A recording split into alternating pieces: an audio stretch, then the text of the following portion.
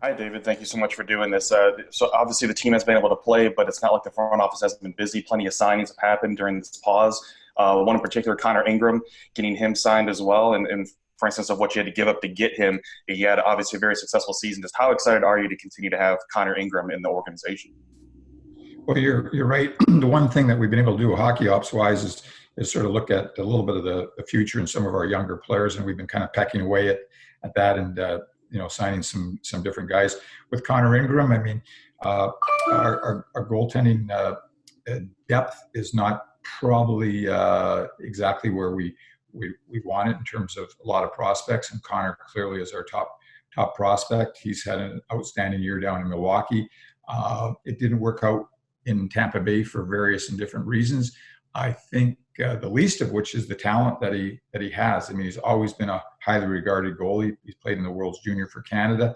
Um, it just I think there's a little bit of maturity involved in that, which we've seen this year, both on and off the ice, and stuff like his conditioning, his knowledge of nutrition, and different things like that. And we're betting on a 3-year contract with him. That he's certainly a guy that can be ready to play some games if necessary as soon as next year. But in the second and third year, we're certainly hoping that he'll be a guy that'll be have a chance to play in the National League on a regular basis. He's had a terrific career so far in the American Hockey League, making the All-Star team both with Tampa Bay's franchise, affiliate, and with ours in Milwaukee this current year. I think the goal would be probably to have him be a clear number one down there, where this year he probably played exactly half of the games with Troy Grosenick. We're blessed with two good goaltenders down there, but you'd clearly like to see him have a year where he played 60, 65 games in the AHL to really get his development to the place where he could be considered as a player that could participate in NHL games.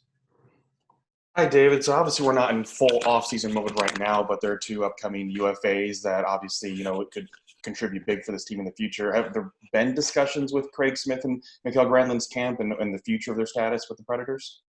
Yes, we've talked to them just a little bit here during the break, but to one of the previous questions about going forward, and one of the things is the cap number for next year. I mean, that's going to be paramount to know for every club. It would be really really hard to go forward with certain players at this time, not knowing what the cap is going to be. So, this is, you have to imagine that this is sort of one of the questions the GMs are asking the league on a on a daily basis, and nobody knows that answer. So we're just going to have to react to what is presented in front of us, and hopefully our relationships are such with the players that they understand that, and if there's an ability to maybe do something with them when the season is over and when we know more, we'll put our best foot forward at that time.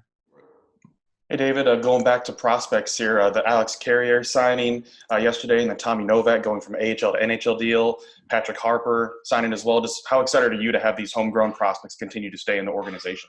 Well, we're trying to fill up the cupboard. I mean, as you know, I've talked in the past couple of years with amount of draft choices we've traded away to stay competitive, just to try to compete and win in the playoffs. And there's a lot of holes there. I felt like last year's draft with our two top picks, Tomasino and Afanasov, as a step in the right direction there. So again, we just need to get more prospects. That's why I'm excited about this year's draft with having an extra second round pick, and hopefully our guys will do a good job and we can get this cupboard filled up. But Novak was a player that we're high on when we drafted him. He didn't play particularly well in college, and it seems like pro hockey seems to suit him a little bit better than college. And he's a very creative player that produces a lot of offense. He needs to, it's the bigger, stronger thing. He needs to get a little bit quicker, but certainly a guy that was happy that we drafted, and now happy that we're taking a chance on going forward. Harper is a small player, but a dynamic player that can really create some offense also. It'll be really interesting to see how he makes the transition from college to pro hockey, but he certainly falls into the same category as a Rocco Grimaldi or an Arvidsson. And, their stories, all those guys took a little bit longer to make it. And some of those guys make it because they're special, like Arvi is, and how Grimaldi found a way to stay in the league. And Harper's a good guy to take a chance on because of how dynamic he is.